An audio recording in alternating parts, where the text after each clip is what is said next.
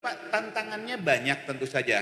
Hari ini saya ingin menyampaikan bahwa jangan lagi kita bercerita tentang tolak hoak, tolak post-truth, tetapi hari ini perangi hoak, perangi post-truth. Bunyikan suara Anda, Ibu dan Bapak. Dan sudah jelas, Islam diturunkan di muka bumi ini untuk siapa? Untuk manusia dan kalangan jin. Agar apa? Untuk memperbaiki akhlak. Allahumma sholli ala Sayyidina Muhammadin tibbil qulubi wa dawaiha wa afiyatil abdani wa shifaiha wa nuril absari wa diaiha wa ala alihi wa sahbihi wa barik wa salim. Alimin ulama al kiram, wabil khusus Ketua PWNU Jawa Timur Kiai Marzuki, terima kasih atas kehadirannya yang telah memberikan pencerahan pada kita semua. Para kiai, ada Gus Lukman dan lain sebagainya, dan direktur, saya ingin menyapa direktur Kiai Waryono Abdul Ghafur dan Bapak Rektor beserta jajarannya. Tadi saya melihat ada Wakil Rektor bidang keagamaan. Ini nomenklatur yang unik, tapi sudah beredar. Ibu dan Bapak yang berbahagia, sesungguhnya saya sudah menyampaikan beberapa PowerPoint, tapi oh ya sudah ada. Ibu dan Bapak, saya ingin cepat saja bahwa slide kedua itu bercerita tentang program prioritas Kementerian Agama yang sudah disampaikan oleh Pak Waryono. Ada dua hal yang berkaitan secara kuat dengan kegiatan kita. Yang pertama adalah penguatan moderasi beragama dan pencanangan tahun 2022 sebagai tahun moderasi beragama. Lanjut saja Mas. Kita langsung masuk ke data dan fakta. Lanjut. Oke. Ibu dan Bapak, ada sebuah fenomena yang menarik berdasarkan hasil penelitian dan survei yang kemudian menyebut bahwa generasi Z adalah generasi yang pada hari ini berumur sangat muda, 18 tahunan, menganggap bahwa agama adalah elemen yang sangat penting.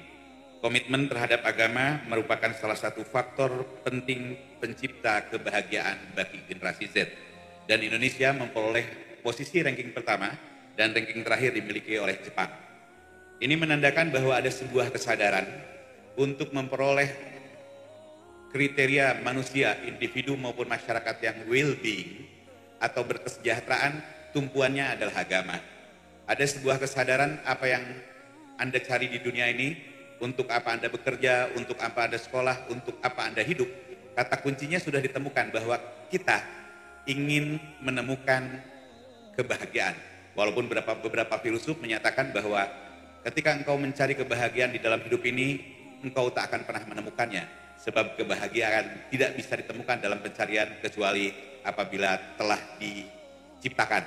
Jadi kebahagiaan itu kata kuncinya diciptakan. Dan penciptaan kebahagiaan itu didasari oleh nilai-nilai agama. Orang yang bersyukur, orang yang qanaah dan lain sebagainya. Saya kira sampai data ini adalah data yang patut kita syukuri.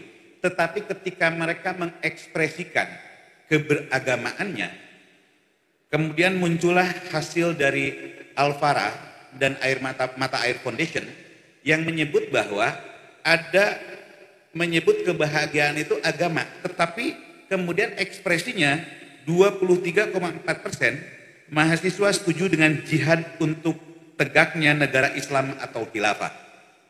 Artinya ketika mereka memandang ini adalah pencarian saya untuk memperoleh kebahagiaan, ekspresinya menjadi radikal. Problemnya apa? Dan data ini Ibu dan Bapak walaupun masih asumsi-asumsi, tetapi benarkah cara mengekspresikan orang terhadap kesadaran keagamaannya kemudian diekspresikan oleh cara-cara yang menurut pandangan moderasi beragama salah? Apalagi kemudian kalau kita baca selanjutnya, bahkan menyasar pada pegawai PNS. 19,4% PNS menyatakan tidak setuju dengan ideologi Pancasila. Ibu dan Bapak tidak usah bertanya kenapa angka ini muncul, bukan saya yang melakukan survei, tetapi Al-Farah, dan angka ini sungguh mencengangkan kita semua. Terima kasih untuk best practice dari Unisma yang mencoba menggodok tidak sekedar mahasiswa, tidak sekedar dosen, juga tenaga kependidikan. Hafalan Quran 2 juz untuk seorang dokter itu tentu saja berat, tetapi mampu dijalankan dengan baik di tempat ini. Dan insya Allah Pak Rektor, walaupun saya terlambat, saya mendengarkan. Saya juga tahu bagaimana cara Ketua PWNU tidak dilampaui oleh umatnya untuk melakukan masna. Dia menyebut bahwa yang masna itu gosok, katanya begitu. Itu cara senior agar jangan dilampaui sama junior-juniornya. Kalau Pak Waryono standar, selalu suka yang tengah-tengah. Oke Ibu dan Bapak, mari kita lewat sesaat. Kita akan masuk pada slide berikutnya. Lanjut aja Mas. Ya, Ibu dan Bapak, ternyata ada hal yang mencengangkan di Republik kita. UNESCO pernah melakukan sebuah survei di negara kita, di negara yang kita cintai, bahwa ditemukan masyarakat Indonesia yang suka membaca. Tadi kalau dari Gus Lukman kalau tidak salah bercerita tentang bahwa orang kalau bacaannya lengkap, selesai sudah. Ini Ibu dan Bapak, orang Indonesia itu yang doyan baca secara serius dan melakukan itu hanya 0,01%. Menandakan bahwa orang yang doyan baca buku, baca kitab, itu hanya 1 orang dari 10.000 orang. Yang lain baca sumber pengetahuannya dari WA. Dari sumber-sumber yang kemudian tidak jelas sanadnya, istilah Pak Waryono. Wajarlah kemudian kalau tersesat. Ibu dan Bapak, fenomena tadi claim truth dijelaskan dengan baik oleh Pak Waryono. Saya ingin bercerita tentang post truth atau hoax. Hoax itu Ibu dan Bapak berasal dari bahasa Latin yang bunyinya hocus lupus. Itu munculnya di 1700-an.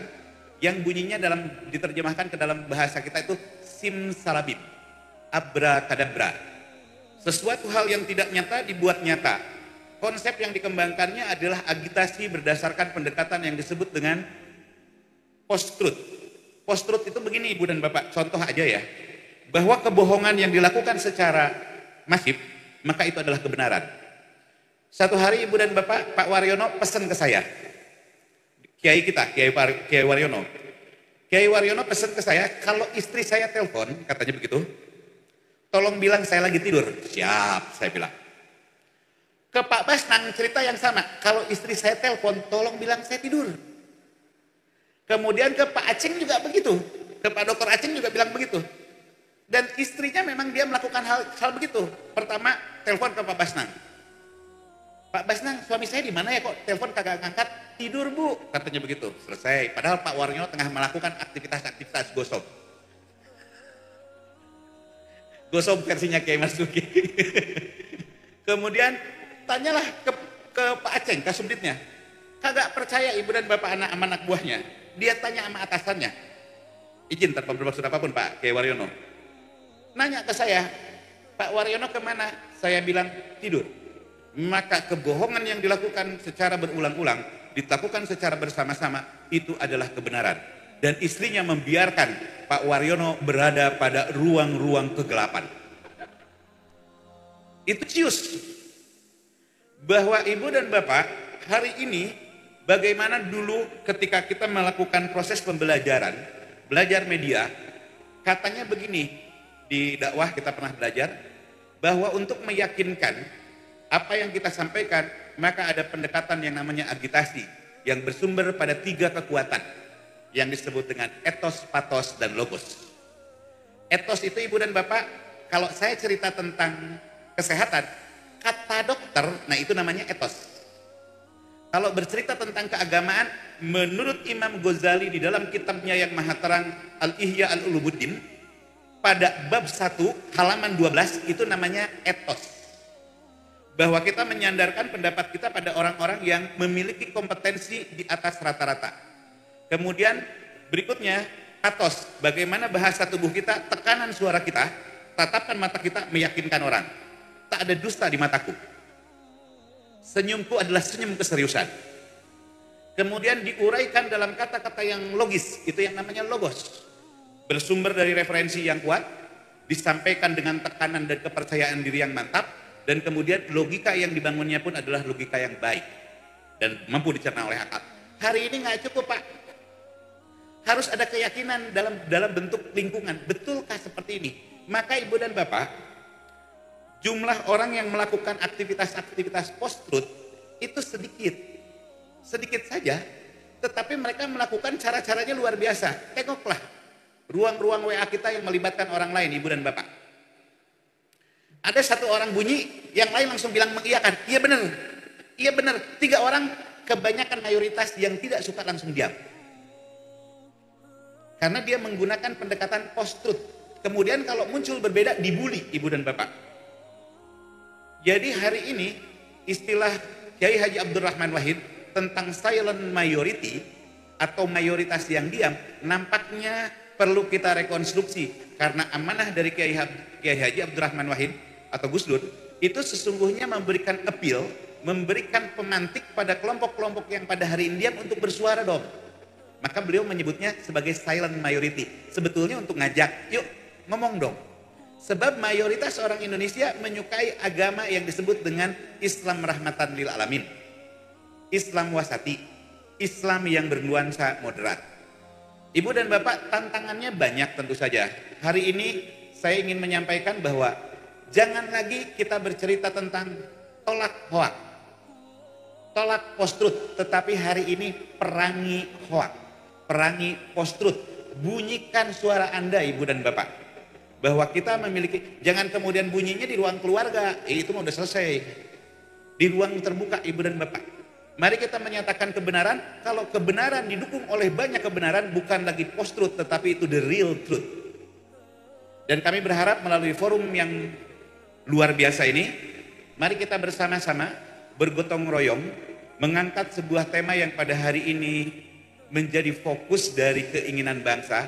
Jadi Ibu dan Bapak begini, hari ini, today, Indonesia adalah negara yang memiliki kekuatan ekonomi ranking ke-16 di dunia. Kalau ada yang menyebut di Indonesia kelaparan, Ibu dan Bapak izin, kelaparan orang Indonesia dengan kelaparan orang Ethiopia itu beda definisi. Satu hari di tanah Arab sana, katanya jamaah haji orang Indonesia kelaparan. Tidak ada makanan, yang ada roti. Pindah nasi ke roti itu namanya kelaparan, Pak. Tapi kalau Ethiopia tidak betul-betul tidak menemukan makanan, itu yang disebut kelaparan. Jarang orang menyebut bahwa hari ini Indonesia berada pada kekuatan ekonomi 16. Dan menurut McKinsey, tahun 2045 Indonesia akan menjadi negara kekuatan ekonomi pada ranking ke-7. Kita itu dahsyat, Pak. Tetapi kita akan menjadi kekuatan ekonomi dunia apabila negara berada dalam kondisi harmoni. Kita saling menopang, kita saling membesarkan, bukan saling menusuk. Tadi diceritakan oleh Pak Waryono, saya juga nggak tahu Pak Waryono maksudnya apa ya. Di kita itu tidak toleran, bahkan antar jenis kelamin pun tidak toleran. Antar laki-laki dengan laki-laki, perasaan saya nggak pernah tidak toleran sama lelaki. Dengan perempuan, justru saya itu sangat toleran dan sangat mengasihi kaum perempuan. Saya kira itu saja Ibu dan Bapak, bahwa pada hari ini mari kita bangun gerakan bersama untuk memerangi mereka-mereka yang menistakan agama kita melalui the claim of truth, atau menyatakan, mengklaim kebenaran hanya milik sendiri. Terima kasih atas perhatiannya, mohon maaf atas hal-hal yang kurang berkenan.